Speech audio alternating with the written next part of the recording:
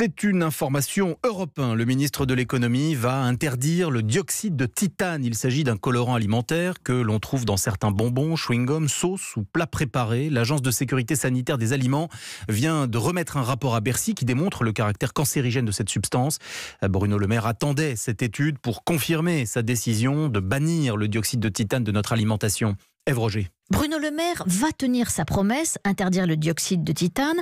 D'abord parce que c'est inscrit dans la loi, dit-on dans son entourage, et ensuite parce que selon nos informations, le rapport que les experts lui rendent aujourd'hui ne contredit pas les dernières études sur les risques associés à ce colorant. En particulier celle de l'INRA qui a montré il y a 2 ans que des rats qui ingurgitaient du dioxyde de titane tous les jours, dans les mêmes proportions que nous, développaient des anomalies précancéreuses au bout de 3 mois.